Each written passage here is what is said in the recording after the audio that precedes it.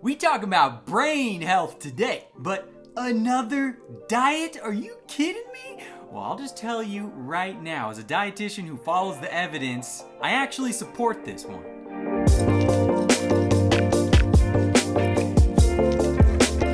Hello, welcome back to Inc. Nutrition. If you haven't been here before, hello. We're all about mind, body, and food on this channel. My name is Jack. I'm a registered dietitian, and I'm just here to kind of help translate the science of nutrition to help you live a healthier and happier life. So I'm just gonna start off by saying I think diet culture is a problem, a really big one. So Christy Harrison, the author of Anti-Diet, love her, she's awesome, does a lot of great work. She defines diet culture as a belief system that worships thinness and equates it to health and moral virtue. She also goes on to say that diet culture is trauma in and of itself. It threatens our most basic need, which is the need to belong. You're bombarded with messages of your body is wrong, your body doesn't belong, your body doesn't conform to what we think is worthy or lovable or acceptable. How can you not be traumatized by that?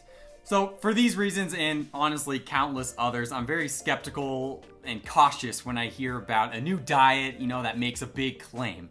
However, the Mind diet really isn't a diet. It's more guidelines when it comes to food and nutrition that's rooted in a lot of research. So what is it? Okay, it was developed by the nutritional epidemiologist Martha Morris and all her colleagues, and Mind is actually an acronym. Okay, it stands for Mediterranean-Diet Intervention for Neurodegenerative Delay. Okay, I know that is a mouthful, but it's really a combination of two different eating patterns that have been well studied. We're talking decades of research.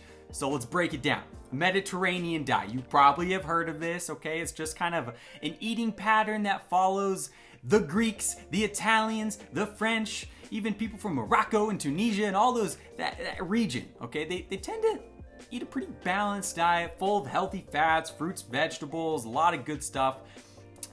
And then the DASH diet is another acronym, stands for Dietary Approaches to Stop Hypertension.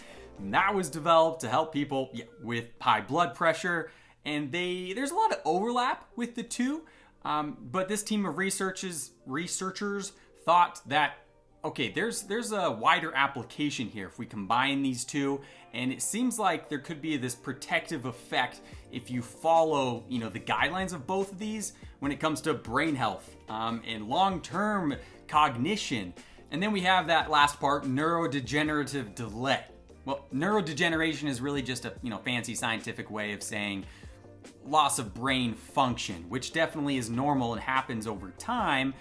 But the aim of this, pattern and diet, if you will, is to kind of slow the progression of that. But not only that, but even potentially improve cognition, improve memory, okay? Who doesn't want a sharper brain? But yeah, I just realized that MIND is an acronym that contains DASH, which is another acronym. And it's, it doesn't roll off the tongue necessarily. It's not quite as sexy as the carnivore diet, but that's a whole nother area. And if you want me to talk about that diet, by the way, I'll be happy to do so and give my opinion. But anyways, I digress. Let's move on. What actually does the MIND diet say, right? What are the guidelines? According to harvard.edu, here are really the principles, okay? Have 3+ servings a day of whole grains, 1+ serving a day of vegetables other than leafy greens, and then 6+ servings a week of green leafy vegetables, 5+ servings a week of nuts, 4+ meals a week that include beans, 2+ servings a week of berries, 2+ meals a week of poultry, 1+ meal a week of fish. It also recommends to use olive oil as your primary oil. And then things to limit, okay? You wanna have less than 5 servings a week of pastries and sweets, less than 4 servings a week of red meat, including beef, pork, lamb, products made from these meats, less than 1 serving a week of cheese and fried foods, and less than 1 tablespoon a day of butter. So what does the research so far say about the MIND diet? Well, I'll tell you right now, it's pretty good. And honestly, I'd be surprised if it wasn't, because you're really just eating a whole bunch of fresh, minimally processed, nutrient-dense foods. Let's highlight a few studies. All right, this first one was a pretty long-term study where researchers followed 923 participants for an average of 4.5 years, and ultimately the MIND diet was associated with reduced incidence of Alzheimer's disease. Okay, so that's very positive. Of course, there are some confounding factors there, but definitely positive results. And then in a more recent study, a higher MIND diet score, as shown by higher intake of foods on the MIND diet, was associated with better cognitive functioning and slower cognitive decline. And this was in a cohort of adults 65 and older. And they did control for some pretty solid confounding factors there.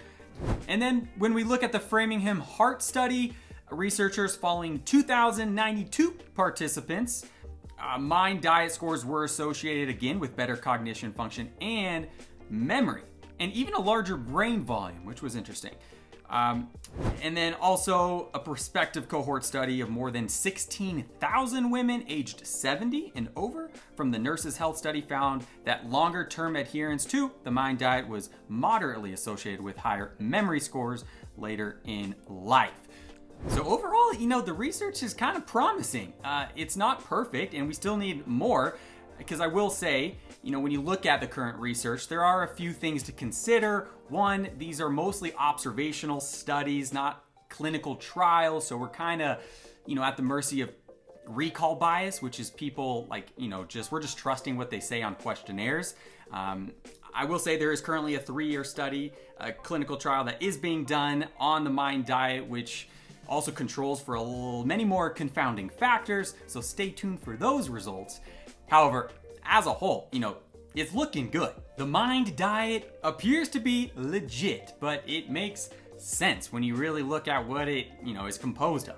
I will say too, I think there's such a wider application for this because it's really just healthy eating. I think, people who score high on these MIND diet questionnaires are probably also gonna have some favorable outcomes when it comes to cardiovascular health, gut health, muscular health, bone health, overall energy levels, and even longevity. I love it. It follows principles that I preach all the time, right? Minimally processed, fresh, whole, nutrient-dense foods, a little bit of everything, variety, balance. You got whole grains, nuts, seeds, legumes, fruits, vegetables, lean meat, healthy fat, all the good things that our body needs to thrive. So the verdict, yeah, it's dietitian approved. Now, when it comes to specifically the prevention of neurodegenerative diseases like dementia, I think, it's too early to say that, but for overall health and brain function and long-term cognition, yeah, heck yeah. Now keep in mind, right, that this is not a diet. It's in the traditional sense of the word. It's really just a clean way of eating. And I hate to tell you, but there are no quick fixes when it comes to anything in the world of long-term health, especially when it comes to your brain. All right, so I hope I inspired you a little bit to add a few more veggies to your plate. But anyways, thank you very, very much for watching if you made it this far. And if you want me to review another diet, maybe a controversial one, let me know. Drop it in the comment below. Like, comment, subscribe, and I will see you next time. Thank you. I do love a good acronym, because no way people are going to remember Mediterranean-diet intervention for neurodegenerative delay. My lord. Keto, paleo, carnivore. How do we make this MIND diet a little more sexier to keep up with these? The MIND diet is essentially the protect your brain!